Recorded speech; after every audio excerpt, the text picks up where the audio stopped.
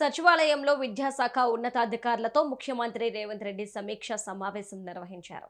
ప్రభుత్వ పాఠశాలల్లో విద్యార్థులకు బ్రేక్ఫాస్ట్, లంచ్ అందించేందుకు అవసరమైన మౌలిక సదుపాయాలపై ఈ సమావేశంలో విస్తృతంగా చర్చ జరిగింది. సెంట్రలైజ్డ్ కిచెన్స్ ద్వారా పాఠశాల విద్యార్థులకు నాణ్యమైన బ్రేక్ఫాస్ట్, లంచ్ అందించేలా చర్యలు తీసుకోవాలని అధికారులను సీఎం ఆదేశించారు. ఇందుకు ప్రతి 2 నియోజకవర్గాలకు ఒక సెంట్రలైజ్డ్ కిచెన్ ఏర్పాటు చేయాలని సూచించారు. అలాగే సోలార్ కిచెన్లు ఏర్పాటు చేసే అంశాన్ని కూడా పరిశీలించాలని తెలిపారు.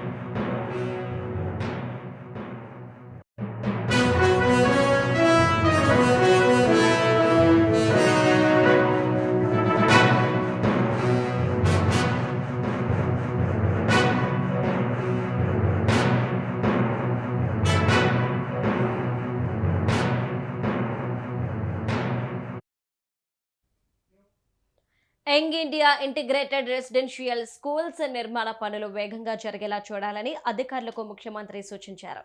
ఈ పనులకు అనుగుణంగా బడ్జెట్ కేటాయింపుల్లో ప్రాధాన్యత ఇవ్వాలని ఆదేశించారు.